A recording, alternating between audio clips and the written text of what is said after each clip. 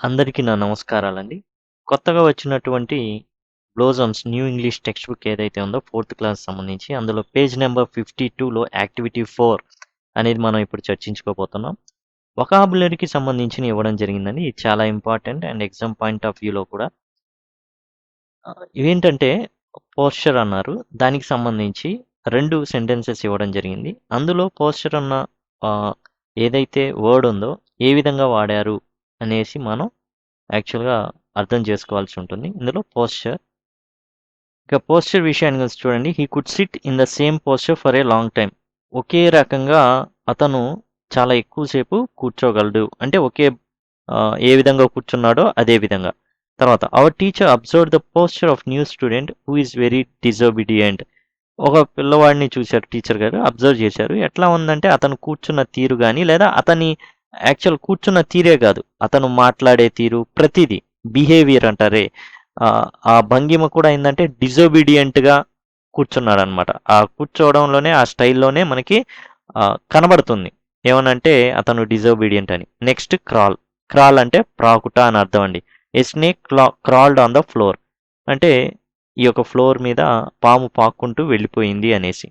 My younger sun is just 6 months old crawling now. ఇది కూడా పాకడమే. పిల్లవాడు చిన్నగా పాక్కుంటా వెళ్తూ ఉంటాడు. 2 చేతులతో, 2 కాళ్ళతో కింద విధంగా పాక్కుంటూ వెళ్తుంటాడు. దాని గురించి ఇవ్వడం జరిగింది. తర్వాత రిగ్రెట్. రిగ్రెట్ అంటే బాధపడ్డం అండి. When the teacher realised his mistake he regretted it. అంటే ఫెల్ట్ సారీ అనమాట. అంటే టీచర్ తన తప్పును ఎరిగిన తర్వాత, తెలుసుకున్న తర్వాత చాలా బాధపడ్డారు. Miss Shalini behave foolishly later she regretted for her behaviour. Shalini మూర్ఖంగా ప్రవర్తించింది పిచ్చిదానిలాగా. తర్వాత దాని గురించి బాధపడడం అనేది మొదలుపెట్టింది.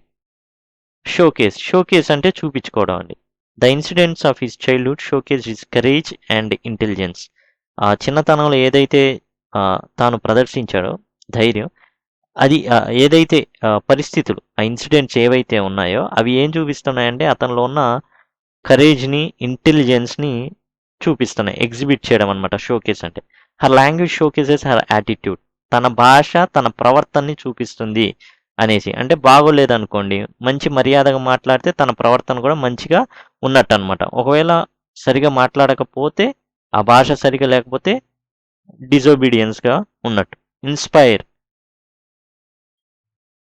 అంటే ప్రేరేపించడం అండి. ఇన్‌స్పైర్ అంటే ఒకరిని ప్రేరేపించడం. Vivekananda was inspired by the teachings of Ramakrishna Paramahamsa. ఇక్కడ మోటివేట్ అనే అర్థంలో ఆహ్, ఇవ్వడం జరిగింది. ఇన్‌స్పైర్ అన్నా, ప్రేరేపించడం అన్నా, మోటివేట్ చేయడం అన్నా ఒకటే అండి. తర్వాత Gandhiji's March to Dandi inspired many Indians. చాలా మందికి ప్రేరణగా నిలిచిందనమాట. ఆ యొక్క గాంధీ గారి దండి మార్చ్, దండి యాత్ర అనేది. కమిటెడ్. కమిటెడ్ ఇక్కడ I have not committed any error అంటే నేను ఏ తప్పు చేయలేదు అని.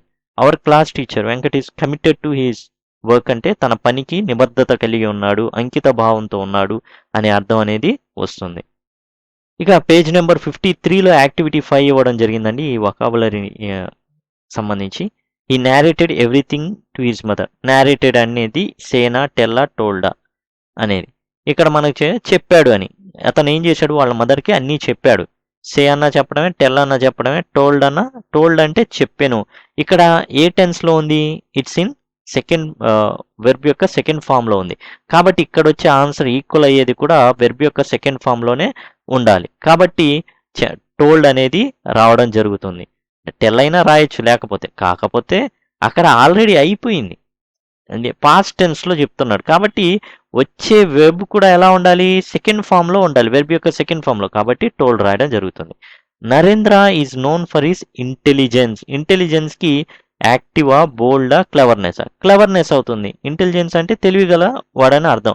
తెలివి అని అర్థం. క్లెవర్‌నెస్ అన్న తెలివి. బోల్డ్ అంటే ధైర్యంగా ఉండడం. యాక్టివ్ అంటే చురుగ్గా ఉండడం.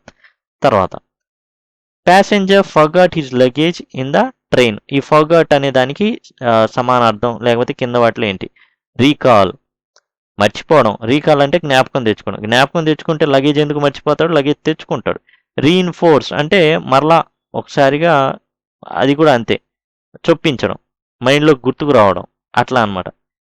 ఇక్కడ ఏంటంటే గుర్తుకు రావడం కాదు, మర్చిపోయాడు. అంటే ఫెయిల్ టు రిమెంబర్ అనేది ఆన్సర్ అవుతుంది.